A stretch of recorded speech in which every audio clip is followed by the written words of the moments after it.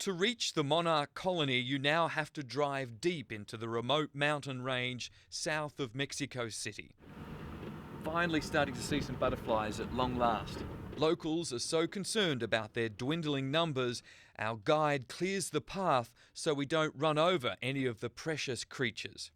I guess we're on foot from here. We're told it's still a 10 or 15 minute walk until we're right in the middle of this monarch colony. When we arrive, there are almost as many tourists as the monarchs they're marvelling at. This is phenomenal. So many butterflies in such a small area that have migrated so far. It's breathtaking. Millions of monarchs migrate from the United States and Canada to spend the North American winter in just half a hectare of forest. I don't think for the rest of my life I will see anything quite like it in any part of the world. At first glance, you think these are just leaves on a tree until you look closely and you see that they're thousands of monarch butterflies. The trees around here are literally drooping with them. But the majesty of the monarchs overshadows an unfolding ecological disaster. The migration was only discovered in 1975, and when estimates began 20 years ago, there were 2 billion. Now there are just 30 million.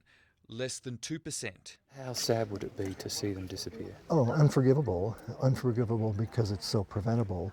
And it's been going on for so long. To allow this to disappear would be, in my view, a crime against humanity. I'd be very sad. I have 2 grandchildren and I want them to be able to see this as well. Guide Rodrigo Lopez has seen the numbers plummet. Years before, you could see the monarchs flying all over the parking lot, for example, and much more spread all over.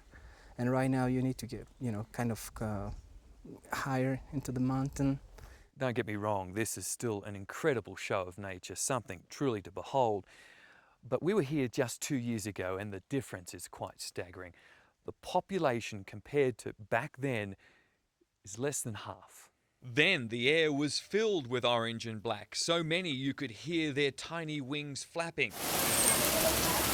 But pesticides and genetically modified crops in North America have seen widespread eradication of the milkweed the monarchs lay their eggs on. A World Wildlife Report warned the monarchs could soon be extinct.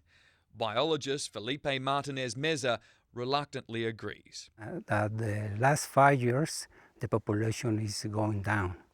And so it's very important to continue working in order to recuperate this pollution. But experts also fear just one cold snap in the mountains could reduce the population so dramatically they would never recover.